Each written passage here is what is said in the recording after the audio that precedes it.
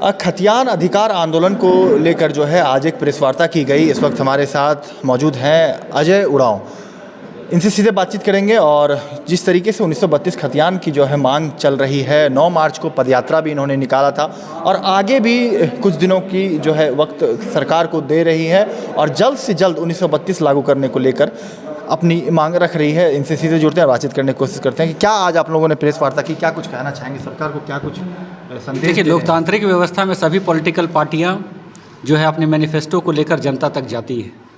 और इस सवाल को लेकर मैं कहना चाहता हूं कि यूपी के भी चुनाव हुए, वहां पर आपने देखा किस तरीके से किसने सरकार बनाई, लेकिन यहाँ पर किसकी सरकार बनी ये सर्वविदित है, सभी कोई जानता है। तो तमाम सामाजिक संगठन यहाँ जनता के सवाल को लेकर अभी जो वर्तमान की सरकार है जनता के बीच में गई थी और उन्होंने मैनिफेस्टो में कहा था कि 1932 के खतियान को सरकार बनते ही हम यहाँ पर लागू करेंगे, लेकिन आज तक इसकी सार्थकता से चर्चा नहीं हो रही है सदन में। ये 500 करोड़ का जो सदन बना है, जो विधानसभा बना है विस्थापितों के ज़मीन पर, जिसके अधिकार की लड़ाई वो लड़ रहे हैं और उनको लगता है कि जो सार्थकता से वहाँ पर चर्चा होनी चाहिए उनके ज्वलंत मुद्दों पर, वो बातें नहीं हो रही है। और आज तक जो है स्टूडेंट और छात्र और यहाँ की जो जनता है अपने आप को छला हुआ महसूस कर रही है। उनको लग रहा है कि उनका निवाला का हिस्सा कोई दूसरा कोई लूट कर ले जा रहा है और उनको अधिकार नहीं मिल रही है। और इसीलिए वो मानते हैं कि इस कारण से झारखंड राज्य का उदय नहीं हुआ था। झारखंड राज्य बना था यहाँ के भूमिपुत्रों के लिए, यहाँ के लोगों के लिए, यहाँ के जनहित के मुद्दाओं के लिए। और अभी जो भाषा और खतियान आधारित जो स्थानीयता नीति और नियोजन नीति की जो सवाल है, ये अहम सवाल है पूरे झारखंड राज्य में और युवा की आवाज़ पूरे झारखंड राज्य में गूंज रही है और वो गोलबद्ध हो रहे हैं। और हम इसी को लेकर प्रेस वार्ता किए हैं कि 9 मार्च को जो है हम लोग उलगुलान पदयात्रा निकाले थे रांची में, झारखंड की राजधानी में। उसमें हज़ारों युवा हम लोग निकले थे और भगवान बिरसा मुंडा, जिनको धरती आबा बोलते हैं, जिन्होंने अपने सर्वस्व न्यौछावर कर दिया यहाँ के जल जंगल ज़मीन, यहाँ के भाषा संस्कृति को बचाने के लिए, उनके समाधि स्थल से हम लोग संग्रहालय तक गए थे।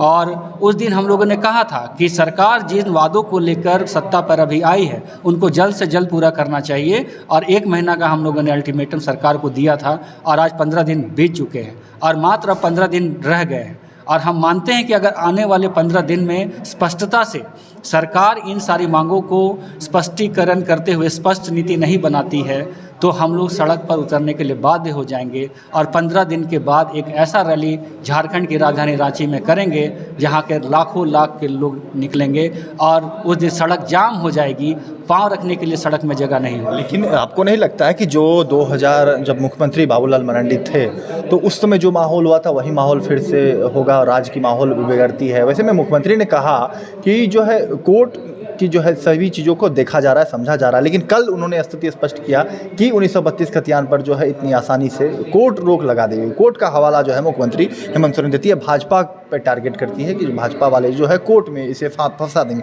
वैसे में आप लोग कैसे लड़ाई लड़ेंगे इस मामले में? देखिए, कोर्ट कचहरी ये सारे मामले को हम समझते हैं और हम ये कहना चाहते हैं कि तमाम सरकार बाबूलाल मरांडी की सरकार थी तो हाईकोर्ट में जो फैसला आया तो क्या उसके ऊपर अपेक्स कोर्ट नहीं है? क्या वो सुप्रीम कोर्ट में इसको लेकर प्ली क्यों नहीं की?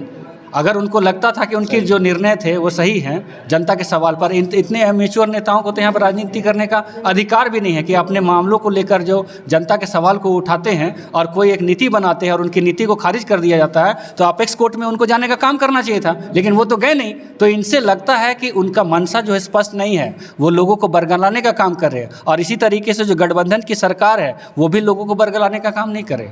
यहाँ हम बोलना चाहते हैं कि 5वीं अनुसूची भी लागू होता है। क्या 5वीं अनुसूची के बारे में कोई भी सरकार आज तक बात की है? क्या टीएससी और यहाँ के राज्यपाल के विशेषाधिकार की बात की है? क्या यहाँ समता जजमेंट की बात की है? क्या यहाँ पर जो तमाम खनिज में संपदाओं में जो अधिकार की बात है उसको की है? क्या कोई भी पार्टी आज तक इन सारे अधिकारों का बात करने का काम नहीं किया है। और इसीलिए आज स्थानीयता की मांग इस राज्य में हो रही है, नियोजन नीति की मांग हो रही है। आज सारा चीज़ अगर उनको मिलता, 40% से ज़्यादा खनिज संपदाओं वाला ये राज्य जो पूरे देश में लोहा कोयला देता है, जहाँ से कि बिजली पूरे भारत देश को जाती है, उनको जो है तंग हाली में जीने के लिए मजबूर यहाँ के राजनीतिक दलों ने कर दिया। तो आगे बड़े आंदोलन करेंगे आप लोग? जी, बड़े आंदोलन करेंगे और जन सरोकार के जो मामले हैं उनको यहाँ के राजनीतिक दल के नेताओं को उठाना पड़ेगा। 500 की जनता की गाड़ी कमाई और विस्थापितों के जमीन पर जो सदन बना है, जहाँ पर कि नीतिगत फैसले लिए जाते हैं, वहाँ पर इन ज्वलंत सवालों को लेकर बात रखनी पड़ेगी। अगर नहीं रखेंगे तो हम मान लेंगे कि सभी पॉलिटिकल पार्टियों ने यहाँ की जनता को बेवकूफ़ बनाने का काम किया है, उनके साथ छल करने का काम किया है और उस दिन हम लोकतांत्रिक तरीके से जो कॉन्स्टिट्यूशनल प्रोविजंस हमको मिले हुए। नीरा यादव भी तो थी जो पूर्व में जो सरकार थी रघुवर दास में उसकी शिक्षा मंत्री थी, वो भी तो बोलती थी कि बाहरी को हम यहाँ पर हाई स्कूल टीचर बनने से नहीं रोक सकते। तो यहाँ के जो स्टूडेंट बिहार में जाते थे ये उनको किस तरीके से रोक लिया जाता है। आज सीपी सिंह भी तो बोलते हैं कि भारत में किसी को भी रहने का अधिकार है। ठीक है, रहने का अधिकार है, लेकिन वहाँ पे 19(5) भी तो है कि राज्य सरकार जो है नीतिगत फैसले में वहाँ के लोगों को बेनिफिट देने के लिए नीतिगत फैसला ले सकती है। तो आधा अधूरा ज्ञान लेकर ये पॉलिटिशियन लोग राज्य की जनता को बुड़बक बना के यहाँ खनिज संपदाओं को लूट कर और यहाँ के जनता को पलायन और गरीबी और भुखमरी के लिए लाचार कर दे रहे हैं। ने कहा 5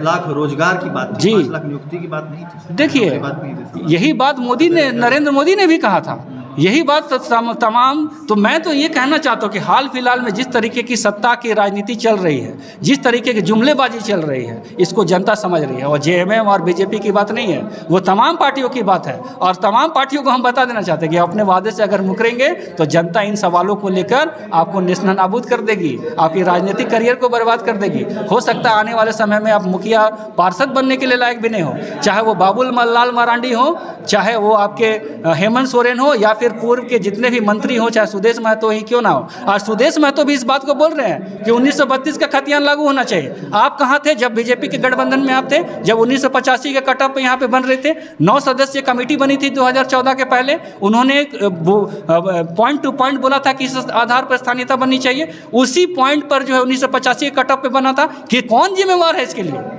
ये गाढ़ी कमाई जो जनता की है, यहाँ के खनिज को ले जाकर आप दोहन कर रहे हैं और यहाँ के लोगों को नंगे भूखे छोड़ दे रहे हैं। तो क्या भगवान बिरसा मुंडा फिर दोबारा पैदा होंगे क्या? आप लोग के कुकर्मों के लिए पैदा होंगे क्या? नहीं होंगे। और भगवान बिरसा मुंडा जैसे शख्सों की आइडियोलॉजी पे चलने वाले लोग आज भी हैं, युवा हैं। और हम ये बता देना चाहते हैं कि तमाम पॉलिटिकल पार्टी इन सारे मुद्दों को लेकर हमें छलने का काम नहीं करे। बड़ा आंदोलन होगा, तख्ता पलट भी हो जाएगा और इन सवालों को जो लेकर आएगा वही सत्ता पे काबिज होगा। देखिए, सीधे तौर पर कहा है कि ये खतियान आधारित जो आप कह सकते हैं अधिकार आंदोलन, एक जो आप कह सकते हैं युवाओं की जो है टीम खड़ी हो चुकी है और निश्चित रूप से 1932 को लेकर जो है स्पष्ट जो है क्लियर करना होगा मुख्यमंत्री हेमंत सोरेन को।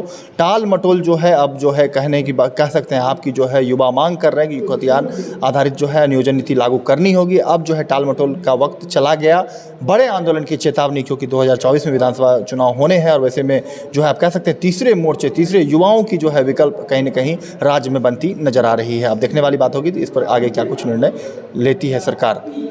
लाइव लगातार के लिए रांची से मैं कौशल कुमार। न्यूज अपडेट के लिए आप हमारे चैनल को सब्सक्राइब करें। आप हमें फेसबुक और इंस्टाग्राम पर भी फॉलो कर सकते हैं। बने रहे लगातार .in के साथ।